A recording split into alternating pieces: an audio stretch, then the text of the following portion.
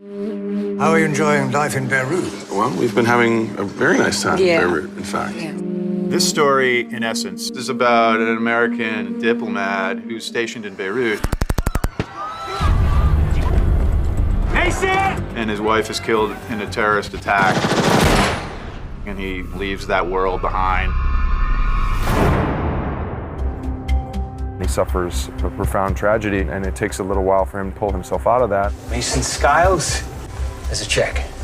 $6,500 and a first-class ticket. I wouldn't go back to Beirut if it was the last place on earth. It's a serious request, Mason. They know that.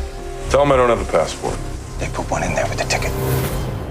Who's been completely devastated by his experience in Beirut, who is then pulled back against his will by the CIA. So he returns to this wrecked city. He himself is a wrecked soul. Maybe one of you can tell me what I'm doing here. 3 nights ago, an American was pulled off the street in West Beirut. They have the guy they want to talk. They want you to broker the deal. They asked for you specifically. Your friend Cal, he's the hostage.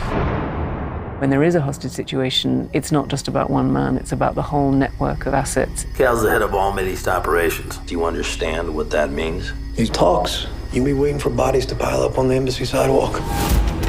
Beirut was in the early 80s, about 5 or 6 years into the Civil War. A lot of people in the U.S. embassy at the time were saying, who is the bad guy? Who is the good guy? What do you want me to do? Negotiate. Beirut's changed quite a bit in the past 10 years. You'll find Mrs. Skiles. We wrote Born Ultimatum here in Morocco, and I realized it was the perfect place to recreate Beirut in the 1980s. In the movie, the urban stuff looked very much like Beirut during the Civil War. It looked very realistic.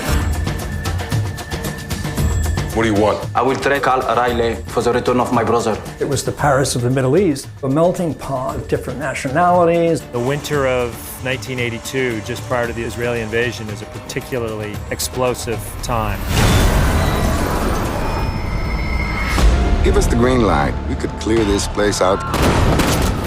And give Israel the keys to the city?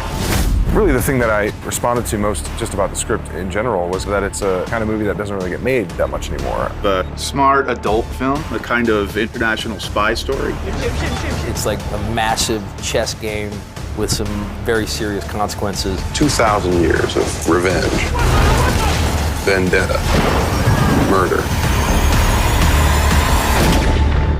Welcome to Beirut.